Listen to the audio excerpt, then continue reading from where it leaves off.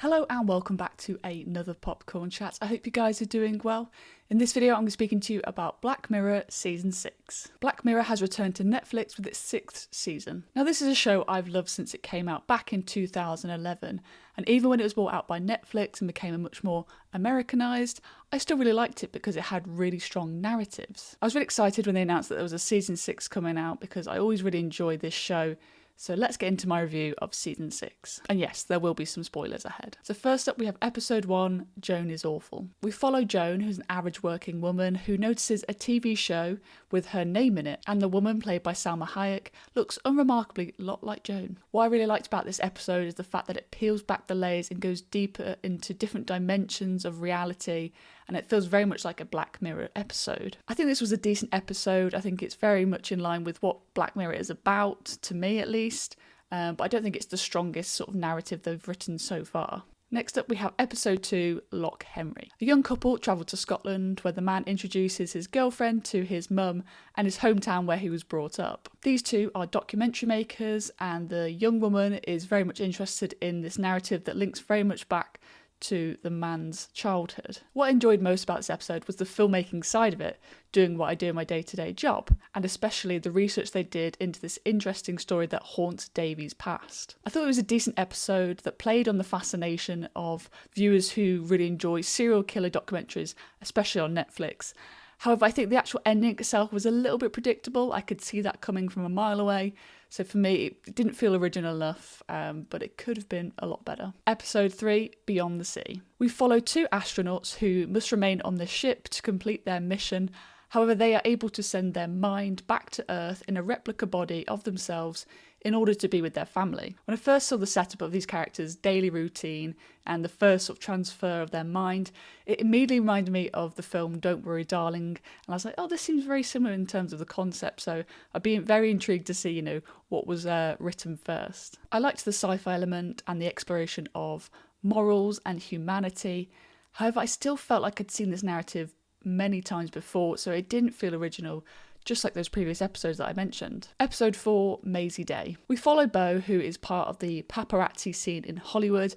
However, she begins to fall out of love with her job just because it's inflicting with her morals. However, she's then brought back into the role when she is told about a possibility of receiving $30,000 for the first photo of this actress who's walked off the set of her latest film and has not been seen for weeks. What I liked about this episode is the fact it really encapsulated the early noughties. She whips out a laptop and I spot the Windows XP. She buys herself an iPod Shuffle, so it felt really nostalgic for me especially. The twist in this for me was pretty good. I didn't expect it to go into that direction and the sort of shift in the genre, but I really liked it. Nonetheless, it did lack that technological element that I do enjoy in a Black Mirror film, and obviously it's going back into the past, which we do have sometimes in those episodes, but it didn't really embody too much technology besides the laptop and the iPod Shuffle. It didn't really affect the character's sort of fall to tragedy as such. And the last in the series is Episode 5, Demon 79. The year is 1979 and a young sales assistant comes across a talisman, which means that she must murder 3 people within 3 days or else the world's going to end, No big ask really. I loved the whole 70s set design and costume. However, knowing the time period, we knew that our protagonist, Nida, wasn't going to have life so easy. I really like the character progression for Nida. I think she learns to really stand up for herself, and you want her to sort of do these actions she has to do to the sort of horrible people that she comes across in her work and her day-to-day life.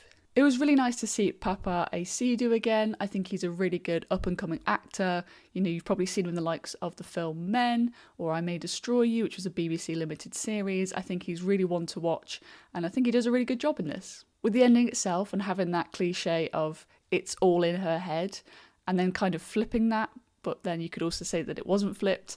I like the idea that she really did believe that there was a demon alongside her telling her to do these things, but you could read it as though she was still imagining it. But I like to go with the more sort of darker side of it all, really. So what did I think of this series overall? I think this is the most unlike Black Mirror series we've had so far. When someone says the word Black Mirror to me, I think of a world where technology is able to bring humanity's flaws to light, which ultimately lead our protagonist into a tale of tragedy. And for me, season 6 lacked a lot of that.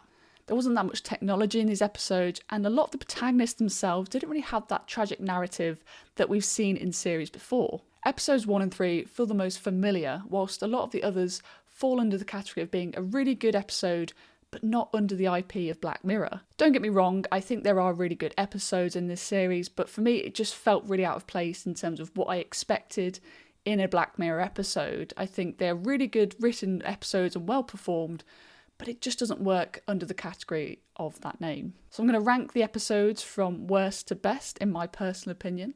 So at the bottom we have episode 2, and then we have episode 3, then episode 1, episode 4, and at the top we have episode 5. What did you think of series 6 and how does it compare to the rest of the show? For me, it's definitely down there at the bottom as an entire series, and my favourites are probably season 2 and season 4. They really sort of stand out as a collective for me. So let me know your thoughts down below. What's your favourites? What did you think of season 6? I'd love to hear your thoughts. Thank you so much for watching, and I'll see you very soon for another popcorn chat.